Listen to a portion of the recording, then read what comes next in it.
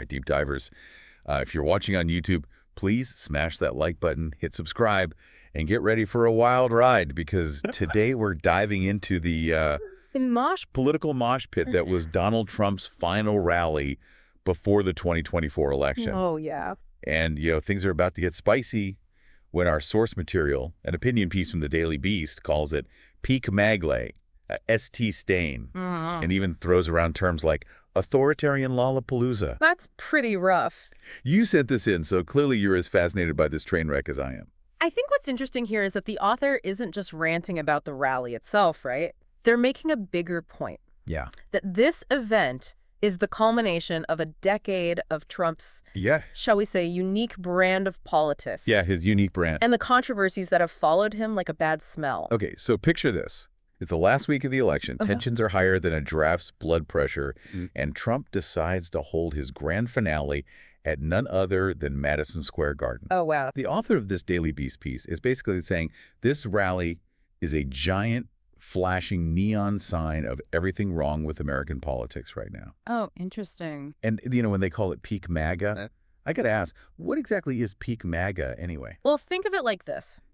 If you were to distill all of Trump's rhetoric, his policies, the culture surrounding his movement, and cram it into one over-the-top spectacle, that's peak MAGA. It's the embodiment of this us versus them mentality, the distrust of institutions, the blurring of facts and fiction. Right. And according to this article, it's been a decade in the making. Right, because the article goes on to list all these scandals, the greatest hits. Oh, yeah. Racism, sexual assault allegations, shady financial dealings, the whole shebang. Hell, baby. But here's the kicker. They argue that these things that would have been career-ending for any other politician have become almost normal for Trump. Oh, for sure. It's like we've become numb to the outrage. Exactly. They even point out this chilling detail. A 27th woman comes forward accusing Trump of sexual assault.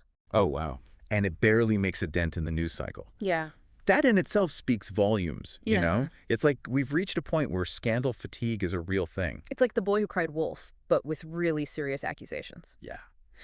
So, okay, we're numb to the scandals, but what is it about Trump that still appeals to people? I don't know. Because the author of this piece makes this interesting comparison. They say it's not that Trump was a reality TV star who brought his act to politics, but that real America turned out to be more of a reality show. I see. That's deep, man. It is deep, and it's pretty provocative. Yeah. Think about it. Reality TV thrives on conflict, larger-than-life personalities, and this constant blurring of lines between what's real and what's staged. Yeah. The author is suggesting that these same elements are now playing out in American politics. And honestly, when you look at some of the stuff that went down at this rally, it's hard to argue with that. Yeah. I mean, we're talking speakers using language that would make a sailor blush. A black speaker being introduced with the song Dixie. Oh, no.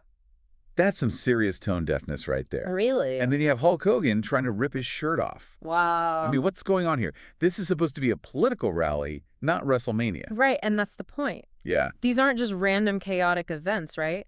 They're calculated choices. Yeah. Designed to provoke a reaction, to fire up the base. Right. And maybe even intimidate opponents. Yeah. It's political theater at its most extreme. So the author is basically saying that this whole peak MAGA thing is all about spectacle over substance, stirring up emotions, rather than engaging in actual debate. I think so, yeah. And, kind of makes you wonder, is this the new normal for American politics? That's the million-dollar question, isn't it? And it's one we're going to keep unpacking as we dive deeper into the source material. Stay tuned, folks, because things are about to get even more interesting. And what's really concerning is that the author sees this rally as a symptom of a much deeper problem. Oh. They argue that American society is becoming increasingly divided, and that Trump is both a reflection of that division and a force that's exacerbating it. Yeah, and they don't hold back when describing the folks on stage at this rally. No, they don't. They call the speakers everything from unhinged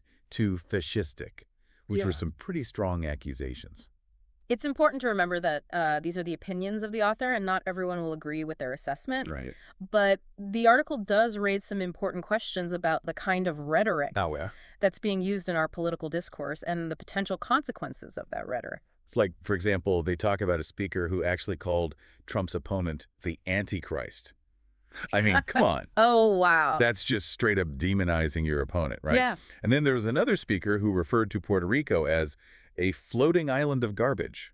Wow. That's not just insensitive, it's dehumanizing an entire group of people. And that's a key point the author is making. This kind of language goes beyond just disagreeing with someone's policies. It's about creating an us versus them mentality where your opponents aren't just wrong, they're evil. Yeah. They're less than human. Right. And when you start down that path, it can lead to some very dangerous places. The author also points out something that I found really interesting. Okay. They mentioned that several of the speakers at the rally have criminal records. Now, I'm not saying that everyone who supports Trump has a rap sheet. Right. But it does make you wonder, what does it say about a movement when some of its most prominent figures have a history of breaking the law? It's a provocative point, and one that I'm sure will generate a lot of debate. Yeah. But it does raise questions about the nature of power, who gets to wield it, and whether a movement that claims to be about law and order can be taken seriously when some of its own members seem to operate outside the law. And speaking of provocative, there's one part of this article that I know is going to raise some eyebrows. Yeah. The author compares Trumpism to early Nazism. I mean, that's a pretty heavy comparison, right? It is, and it's one that the author clearly didn't make lightly. Yeah. They acknowledge that it is a sensitive topic. Right. But they argue that there are some chilling parallels between the tactics used by the Nazi Party in its early days and the rhetoric and strategies we're seeing from Trump and his supporters. Like what? Give me an example. Well, for example, they both rely heavily on scapegoating and dehumanizing their opponents. Okay. They both appeal to fear and anger to mobilize their base. Right. And they both erode democratic norms and institutions in their pursuit of power. Now, the author is not saying that Trump is Hitler or that America is on the verge of becoming Nazi Germany. Right. But they are arguing that we need to be aware of these historical parallels and learn from the mistakes of the past. Because history has shown us time and time again that when you start demonizing entire groups of people, when you start undermining the institutions that are meant to protect our freedoms, that's when things can get really dangerous really fast. Exactly. And that's why this article is so important. Yeah. It's a wake-up call.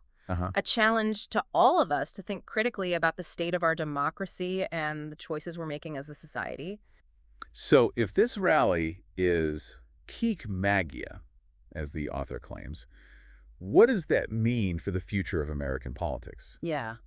Are we heading down a path towards more division, more extremism, more violence? That's the question we all need to be asking ourselves, and it's one that we're going to continue exploring in the final part of our deep dive. Stay with us. Welcome back, Deep Divers. We're in the final stretch of our exploration of this explosive opinion piece about Trump's peak MAGA rally. And let me tell you, this article doesn't just raise eyebrows, it practically launches them into orbit.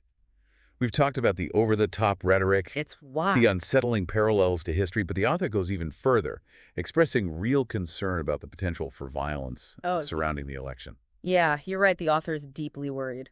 They cite specific examples like reports of exploding ballot boxes and attacks on poll workers. And these aren't just abstract fears, you know? These are real incidents that are happening right now, which creates a very real sense of danger and instability. And to illustrate just how volatile things have become, the article shares this story about a woman who was told she couldn't wear her MAGA gear to a polling station. Now, you'd think a reasonable person would just say, okay, fine, and leave it at that. Right. But this woman, get this, she rips off her shirt, assaults a poll worker, and lets loose a stream of obscenities that would make a rapper blush. Oh, my goodness. What's even more disturbing is that a prominent political figure then praises this woman's actions on social media, calling her a patriot. Right. This incident, as the author points out, is a microcosm of the larger problem. Yeah. It highlights how aggression and violence are becoming normalized in our political discourse. Yeah. It's like the rules of civility and basic decency no longer apply. It's like we've entered this alternate reality where facts don't matter. Yeah. And the loudest, most aggressive voice wins. Right. And that brings us to the question that's been hanging over this whole discussion, the author's final haunting question. How many more straws before he's broken America's back? It's a question that chills you to the bone, isn't it? And it's not just about Trump himself. It's about the deeper divisions in our society, the erosion of trust in our institutions, the very fabric of our democracy being stretched to its breaking point. So where do we go from here? What's the takeaway from all of this? Well, I think the author's urging us to wake up, Yeah, to pay attention, to realize that the stakes are incredibly high. This isn't just about who wins the next election. right. It's about who we are as a nation and what kind of future we want to build. This deep dive into Trump's Madison Square Garden rally has been a wild ride, and frankly, it's left me feeling a little unsettled. Yeah. But sometimes the truth is unsettling. And if this article makes us think critically about the state of our democracy, then it's done its job. Absolutely. It's a reminder that we all have a role to play in shaping the future, right? We can't afford to be passive observers. Right. We need to engage in thoughtful, respectful dialogue, even when it's difficult. We need to hold our leaders accountable, Yeah. regardless of their party affiliation. And most importantly, we need to remember that we're all Americans and we're in this together. Deep divers, that was a heavy one. But thanks for joining us on this journey. And remember, if you're watching on YouTube, please like, subscribe, and drop a comment with your thoughts. We're all about fostering conversation, even if it gets a little heated sometimes. Until next time, stay curious, stay informed, and stay engaged.